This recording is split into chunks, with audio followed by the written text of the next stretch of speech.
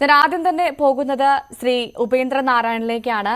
ശ്രീ ഉപേന്ദ്രനാരായണൻ, താങ്കൾ ഞങ്ങൾക്കൊപ്പം ഗൂഗിളിൽ ചേരുമെന്ന്, വീഡിയോയിൽ ചേരുമെന്ന് പ്രതീക്ഷിച്ചിരുന്നു. പക്ഷേ ചെറിയൊരു സാങ്കേതിക തടസ്സം മൂലമാണ് ടെലിഫോണിൽ വിളിക്കുന്നത്.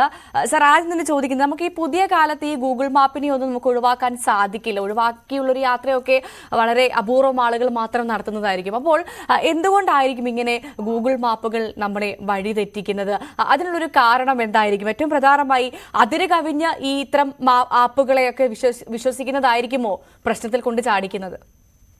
കറക്റ്റാണ്, അങ്ങ് പറഞ്ഞ വളരെ കറക്റ്റാണ്. കാര്യം നമ്മുടെ റോഡ് ടെറൈൻ അല്ലെങ്കിൽ നമ്മുടെ ഭൂമിയുടെ ഘടന പെട്ടെന്ന് മാറുന്ന ഒരു സ്ഥിതി ഉണ്ട്.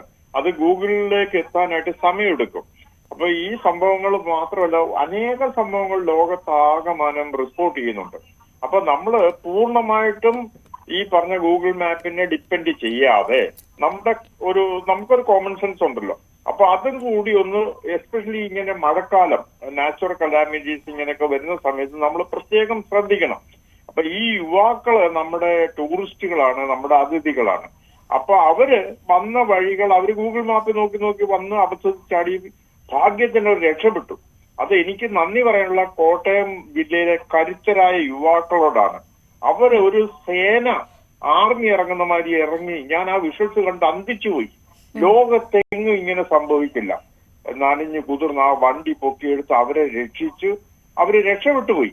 അതേസമയം ഈ പറഞ്ഞ ഗൂഗിൾ മാപ്പിനെ പൂർണ്ണമായിട്ടും ഡിപ്പെൻഡ് ചെയ്യാൻ നമ്മളുടേതായ രീതിയിൽ ഒരു 25% അതിനെ ഡിപ്പെൻഡ് ചെയ്യും. 75% അൺനോൺ റോഡ്, നമ്മൾ ഒരിക്കലും പോകാത്ത റോഡുകളിൽ പോകുമ്പോൾ നമ്മളുടെ കോമൺ സെൻസ് അത് ഉപയോഗിച്ച് പോയാൽ നമ്മൾ ചതിയിൽപ്പെടില്ല, അപകടത്തിൽപ്പെടില്ല. ഇങ്ങനെയുള്ള സാമ്പത്തിക നഷ്ടം ഉണ്ടാക്കുന്ന രീതി, ഇപ്പൊ ആ വണ്ടിയുടെ എഞ്ചിനും മറ്റും സീസ് ചെയ്തിട്ടുണ്ടെങ്കിൽ 5-6 ലക്ഷം രൂപ ചെലവാകും. അപ്പൊ ഇതാണ് ഒരു കാര്യം. അപ്പൊ ദയവ് ചെയ്ത് എനിക്ക് യുവാക്കളോട് പറയേണ്ടത്, നമ്മുടെ സാങ്കേതിക വിദ്യയൊക്കെ അങ്ങോട്ട് സ്കൈ ഹൈയിലേക്ക് പോയിട്ടുണ്ട്. പൂർണ്ണമായിട്ടും അതിനെ ഡിപ്പെൻഡ് ചെയ്യണ്ട. അതൊരു നേവിഗേറ്റർ മാത്രമാണ്. ഇപ്പൊ ഞാൻ റാലി ഓടിക്കുമ്പോൾ നാവിഗേറ്റർ പറയുന്നതാണ് നമ്മൾ വിശ്വസിക്കുന്നത്. പക്ഷെ എന്നാലും ഡ്രൈവറുടേതായ ചില കണക്കുകൂട്ടലുണ്ട്.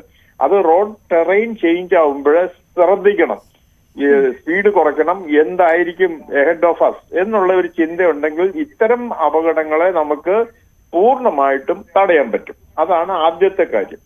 രണ്ടാമത്തെ കാര്യം കൂടി ഞാൻ പറയട്ടെ. ഈ തദ്ദേശ സ്വയംഭരണ സ്ഥാപനങ്ങൾ എന്ന് വെച്ചാൽ പഞ്ചായത്ത്, മുനിസിപ്പാലിറ്റി, കോർപ്പറേഷൻ, അവർക്കൊക്കെ ഒരു 100 രൂപയുടെ റിബൺ മേടിച്ച് കെട്ടാവുന്ന സംഭവം ഉണ്ടായിരുന്നു അവിടെ. അതും അവരുടെ ഉത്തരവാദിത്തമാണ്. പിന്നെ നമ്മുടെ സംസ്ഥാനത്ത് റോഡ് സുരക്ഷാ നിയമങ്ങൾ അനുസരിച്ച് സൈൻ ബോർഡുകൾ, വാർണിംഗ് സൈൻസ് എക്സിബിറ്റ് ചെയ്യാൻ, ഇറക്ട് ചെയ്യാനുള്ള അധികാരം PWDക്ക് മാത്രമല്ല, തദ്ദേശ സ്വയംഭരണ സ്ഥാപനങ്ങൾക്കും കൂടി കൊടുത്തിട്ടുണ്ട്. അപ്പൊ ഇവിടെ മുമ്പും ഇങ്ങനെയുള്ള അപകടങ്ങൾ ഉണ്ടായി എന്നുള്ള ബാധ്യത, എന്നുള്ള ഒരു പാസ്റ്റ് റെക്കോർഡ് ഉള്ള സ്ഥിതിക്ക് ഈ പഞ്ചായത്ത് ഓഫീസുകളിൽ കഴിവതും കുറച്ച് ട്രാഫിക് കോൺ, ഒരു 10 കോൺ മേടിച്ചു വെക്കുകയാണെങ്കിൽ അതിന് 3500 രൂപയെ വരത്തുള്ളൂ. ഇങ്ങനെയുള്ള എമർജൻസി സമയത്ത് നമുക്കത് ഈ മാതിരിയുള്ള നോ എൻട്രി സ്ഥലത്തൊക്കെ ഇറക്ട് ചെയ്യാം. അതേമാതിരി ഒരു 100 മീറ്റർ റിബൺ ആകെ കൂടി വരുന്ന 350 രൂപയാണ്. അപ്പൊ മഴക്കാലത്തിന്റെ ഒരു പ്രിപ്പറേഷൻ എന്നുള്ളത് ഇതൊക്കെ നമ്മുടെ പഞ്ചായത്തും മുനിസിപ്പാലിറ്റികളും ഒക്കെ തയ്യാറാക്കി വെക്കണം. നമ്മളുടെ നാട് ടൂറിസം കൊണ്ട് വികസിക്കേണ്ട ഒരു നാട് കൂടിയാണ്. അപ്പൊ ടൂറിസ്റ്റുകൾ ഒരിക്കലും അപകടത്തിൽപ്പെടില്ല, നമ്മൾ പെടാൻ പാടില്ല. ഇതാണ് എനിക്ക് ആദ്യമായിട്ട് പറയാനുള്ളത്.